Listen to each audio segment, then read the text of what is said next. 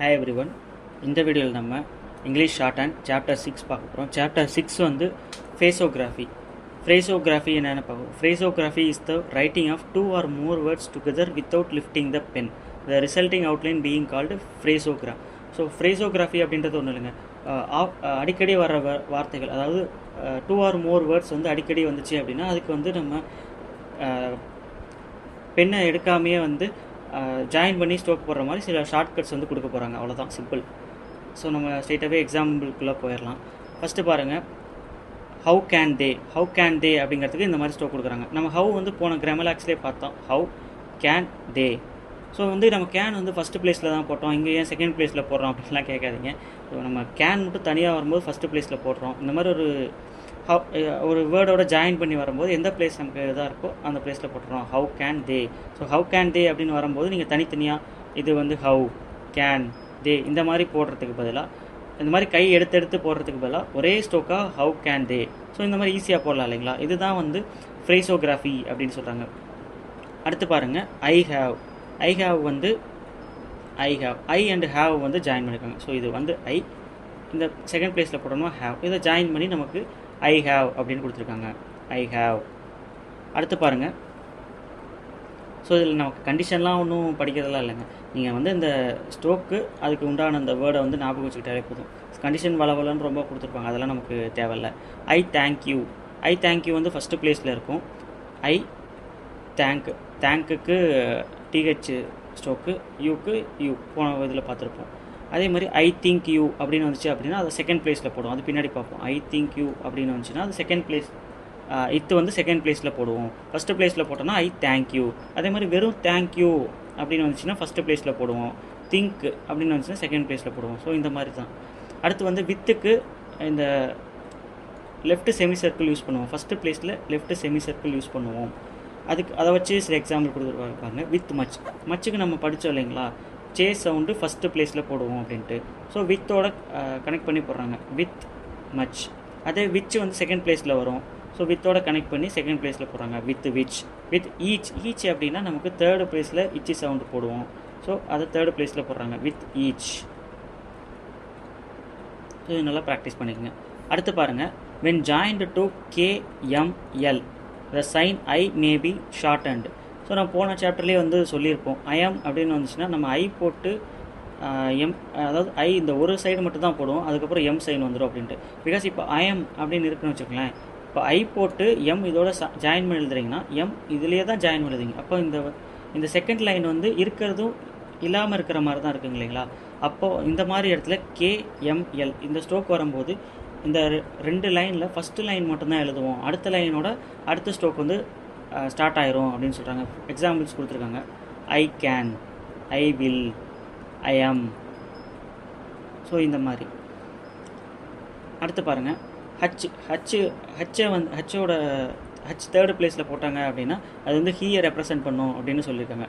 இப்போது ஹீ மே அப்படின்னு வரும்போது ஹீ மே, டவுன்வர்டு ஹச், நல்லா ஞாபகம் வச்சுங்க, டவுன்வர்டு ஹச். ஸோ ஹீ வந்து ஸ்டார்டிங்கில் வந்துச்சு அப்படின்னா டவுன்வர்டு ஹச் யூஸ் பண்ணிக்கலாம் தேர்டு பிளேஸில். சப்போஸ் ரெண்டு வேர்டுக்கு நடுவில் வருது அப்படிங்கும்போது இந்த மாதிரி சின்ன பட்டுக்கு யூஸ் பண்ணோம் இல்லைங்களா, அந்த சைன் அதை ஹீக்கு யூஸ் பண்ணிக்கிறாங்க. இப்போ ஹீ மே நோ அப்படின்னா இஃப் ஹீ மே அப்படி கொடுத்துருக்காங்க. ஸோ இஃப் ஹீ மே இந்த மாதிரி நடுவில் வரும்போது இந்த சின்ன லைன் வந்து யூஸ் பண்ணிக்கலாம். இப்போது ஹீ மே அப்படிங்கும்போது நம்ம ஹீ மே இப்படி தான் எழுதுவோம். இஃப் ஹீ மே, ஹீ நடுவில் வரும்போது இந்த மாதிரி சின்னதாக போட்டுக்கிறோம்.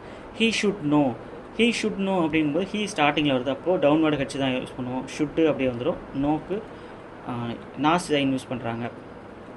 அடுத்து if he should know, he வந்து நடுவில் வருது இல்லைங்களா. So if he should know. So simple. அடுத்து பாருங்கள், ஸோ மச்சுக்கு எஸ் சைனு, மச்சுக்கு எம் இச் சைன் போடுறாங்க. பிகாஸ் நம்ம மச்சுக்கு வந்து இதுதான் படிச்சிருக்கோம், அதை வந்து சா சைனோட போட முடியுமானா இது போட முடியாது, இது என்னன்னே நம்ம கண்டுபிடிக்க முடியாத மதிப்பு இருக்குங்களா. அந்த இடத்துல நம்ம ஃபுல்லாக போடுறதுல ஒன்றும் தப்பு இல்லை. So much. அடுத்து ஹவ் போட்டு மச் சைன் கொடுத்துட்றாங்க. அடுத்து வேர் வந்து, அதாவது WRE பாஸ்ட் டென்ஸ் எழுதுவீங்களா, வேர் வந்து ரெண்டு விதமாக கொடுக்குறாங்க. ஸோ ஒரு ஸ்டோக்குக்கு அடுத்து வரும்போது எந்த சைன் வந்து கன்வீனியண்ட்டாக இருக்கோ அதை வந்து நம்ம யூஸ் பண்ணிக்கலாம். வேர் வந்து டபிள்யூ, டபிள்யூக்கு அடுத்து ஒரு ஆர் சைன் இந்த மாதிரி பெருசாக போடுறாங்க. அடுத்து வந்து டவுன்வேர்ட் ஆரும் வேருக்கு வந்து யூஸ் பண்ணிக்கலாம். இப்போ தே வேர் அப்படின்னு இருக்கும்போது தே வேர் இதுதான் நமக்கு கன்வீனியண்ட்டாக இருக்கும். தே வேர் இது வந்து நமக்கு கன்வீனியண்ட்டாக இருக்காது. ஸோ அதனால இந்த இடத்துல நம்ம அப்வேர்டு வேர் தான் யூஸ் பண்ணுவோம். இப்போ டவுன்வேர்டு வேர் எங்கே யூஸ் பண்ணுறாங்க பாருங்க, இஃப் ஹி வேர்ன்றது இஃப் ஹி வேர். இந்த இடத்துல நமக்கு டவுன்வேர்டு வேர் தான் கன்வீனியண்ட்டாக இருக்கும். ஸோ இந்த இடத்துல வந்து நம்ம டவுன்வேர்டு வேர் வந்து யூஸ் பண்ணிக்குவோம். இப்போ இஃப் ஹி வேரை வந்து அப்வேர்டில் எழுதணும் அப்படின்னா இந்த மாதிரி ஹூக் போட்டு இது நமக்கு ஒரு ஸ்ட்ரோக் மாதிரி போயிடுது இல்லைங்களா. ஸோ இந்த மாதிரி இருக்கக்கூடாது. அடுத்து பாருங்கள், ஹிம் அப்படின்னு வந்துச்சு அப்படின்னா அங்கேயுமே நம்ம வந்து எம் சைன் தான் போடுவோம். பட் ஹிம்முக்கு அந்த எம் சைனோட ஃப்ரண்ட் பிளேஸ், அதாவது லெஃப்ட் சைடு தேர்டு பிளேஸில் ஒரு டாட் வச்சுருவோம் அப்படின்னு சொல்கிறாங்க. பிகாஸ் நம்ம எம் சைன் வந்து மே அப்படின்றதுக்கு யூஸ் பண்ணுவோம். ஹிம் அப்படின்றதில் டிஃப்ரென்ஷியேட் பண்ணி காமிக்க அந்த எம் சைனோட ஃப்ரண்ட்டில் தேர்டு பிளேஸில் டாட் வச்சுருவோம். Of him, to him. So third பிளேஸில் டாட் வச்சோம் அப்படின்னா அது வந்து ஹிம். இப்போது இது வந்து எம் சைனுக்கு ஐஎம், இது வந்து இப்படியே விட்டிங்க அப்படின்னா ஐஎம்னு தான் நம்ம படிப்போம். ஸோ இந்த டாட் வச்சு விட்டிங்கன்னா ஆஃப் ஹிம் அப்படின்ட்டு படிச்சுக்கலாம். அடுத்து பாருங்கள், டிக்கு தக்கு வந்து நம்ம போன கிராமலாக்லேயே படிச்சிருக்கோம். செகண்ட் பிளேஸில் டாட் வைப்போம் அப்படின்ட்டு. ஸோ ஒரு வேர்டோட வேறு ஒரு கிராமலாக்ஸோடு சேர்ந்து வரும்போது இந்த மாதிரி டிக்கு வந்து ஒரு லைன் வந்து அப்வேர்டாவோ இல்லை டவுன்வேர்டாவோ யூஸ் பண்ணுவோம். ஃபஸ்ட்டு டவுன்வேர்டு வேர்ட்ஸ்லாம் என்னென்னு கொடுத்துருக்காங்க பாருங்கள். ஆஃப் நமக்கு தெரியும், ஆஃப் எப்படி போடுவோம். ஆஃப் த எப்படி போடுவோம்னா கை எடுக்காமல் அப்படியே ஆஃப் த இந்த மாதிரி. அடுத்து அண்டு நமக்கு அப்வேர்டில் போடுவோம். கை எடுக்காமல் போடணும் அப்படின்னா அண்டு த இப்படி கீழ் நோக்கி வரும். அடுத்து should the, with the, by the. So by the உங்களுக்கு டிஃப்ரென்ஸ் தெரியலன்னா இங்கே ஐ சைன் வச்சுக்கலாம். அடுத்து இஃப் நம்ம பார்த்துருக்கோம். If the, have the. இப்போ ஐ ஹாவ் த அப்படின்னு வந்துச்சுன்னா ஐ ஹாவ் த இந்த மாதிரி. அடுத்து அப்வேர்டு த, பியாண்ட் நம்ம போன கிராமலாக்லேயே பார்த்துருக்கோம் இல்லைங்களா, பியாண்ட் த. ஸோ இந்த சைன் வந்து நம்ம ட்ரைஃபோன்ஸ்க்கு யூஸ் பண்ணியிருப்போம். ஸோ அதே சைன் தான் பியாண்ட் த. கிராமலாக்கில் வரும்போது பியாண்ட் த வரும். அடுத்து அதாவது வித்து போட்டோம் இல்லைங்களா, வித்துக்கு அப்படியே ஆப்போசிட் வந்து what the. Right semi circle வந்துச்சுன்னா வாட்டில் த சேர்த்தோன்னா அப்வேர்டு டிக்கு சேர்த்தோம் அப்படின்னா வாட் த. ஹவ் நம்ம பார்த்தோம் இல்லைங்களா, ஹவ் சைன் போட்டால் ஹவ், அதுலேருந்து ஒரு அப்வேர்டு டிக் போட்டோம் அப்படின்னா ஹவ் த. அடுத்து அட் த, விச் த, அடுத்து வாஸ் த. ஸோ எல்லாமே உங்களுக்கு பார்த்தாலே புரியும்.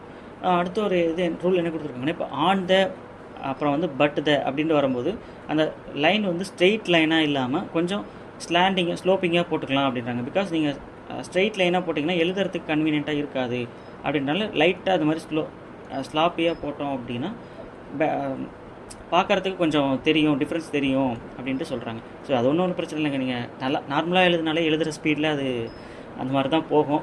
ஸோ இது ஒன்றும் கன்சர்ன் பண்ணிக்க தேவையில்ல. அடுத்து உங்களுக்கு சில எக்ஸாம்பிள் ஃப்ரேசஸ்லாம் கொடுத்துருக்காங்க. இது நீங்கள் ப்ராக்டிஸ் பண்ணணுன்ட்டு இல்லை, ஜஸ்ட் சும்மா வந்து ஒரு வாட்டியும் ஒரு ஸ்ட்ரோக்கை வந்து ஒரு லைனாவது அட்லீஸ்ட் எழுதி பாருங்கள். தென் வந்து இந்த வார்த்தைகள்லாம் நீங்கள் ஃப்ரேஸில் பேராகிராஃபில் படிக்கும்போது யூஸ் பண்ணி பாருங்கள். அவங்களே வந்து உங்களுக்கு டிரான்ஸ்கிரிப்ஷனில் கொடுப்பாங்க. பட் இருந்தாலும் நீங்கள் வந்து இதெல்லாம் அட்லீஸ்ட் ஒரு வாட்டியாவது வந்து எழுதி பார்த்துக்கோங்க. எழுதி பார்க்குறது நல்லது. ஒரு லைனாவது வந்து எழுதி பாருங்கள். இதில் ஏதாவது டவுட் இருந்துச்சு, இந்த ஃப்ரேசஸில் ஏதாவது டவுட் இருந்துச்சுன்னா கண்டிப்பாக நீங்கள் வந்து கேட்கலாம், நாங்கள் எக்ஸ்பிளைன் பண்ணுவோம். அடுத்து கிராமலாக்ஸ் கொடுத்துருக்காங்க பாருங்கள். கிராமலாக்ஸில் தேங்க் வந்து நம்ம முன்னாடியே பார்த்தோம் இல்லைங்களா, டிஹெச் ஸ்ட்ரோக்கு ஃபஸ்ட்டு பிளேஸில் போடுவாங்க தேங்க். அடுத்து திங்க் வந்து செகண்ட் பிளேஸில். அடுத்து தோ வந்து தி சவுண்டு, அதாவது டார்க் தி பார்த்தோம் இல்லைங்களா, அது வந்து ஃபஸ்ட்டு பிளேஸில் போட்டோன்னா தோ. செகண்ட் பிளேஸில் போட்டோம் அப்படின்னா தெம். அடுத்து வாஸ், எஸ் சவுண்ட், எஸ் சைனு வாஸ், அது தேர்ட் பிளேஸில் போட்டோன்னா ஹூஸ். அடுத்து ஷா சவுண்டு, செகண்ட் பிளேஸில் போட்டோன்னா ஷல். தேர்ட் பிளேஸில் போட்டோன்னா விஷெல்லாம் வந்து நம்ம அடிக்கடி பேராகிராஃபில் வந்து யூஸ் பண்ணுவோம், பார்த்துக்கணும். விஷ். அடுத்து வித் நம்ம முன்னாடியே பார்த்துட்டோம். With left semi circle. First பிளேஸில் போட்டோம்னா வித்து, செகண்ட் பிளேஸில் போட்டோம் அப்படின்னா வென். அடுத்து வித்துக்கு ஆப்போசிட் வந்து வாட், வென்னுக்கு ஆப்போசிட் வந்து உட். ஸோ இந்த 4 செமி சர்க்கிள் வந்து ஃபஸ்ட்டு கண்டிப்பாக கன்ஃபியூஸ் பண்ணோம். அது போக போக உங்களுக்கு வந்து பேராகிராஃபில் வந்து எல்லா பேராகிராஃப்லேயுமே இந்த 4மே வந்து கண்டிப்பாக வந்துடும். அப்போ உங்களுக்கு ஈஸியாக வந்து பழகிடும். தென் வந்து ஓஹெச்ஓ இதுக்கெலாம் வந்து ஆன் சைனே தான் நம்ம வந்து யூஸ் பண்ணுவோம். ஆன்க்கு யூஸ் பண்ண ஞாபகம் இருக்குது இல்லைங்களா?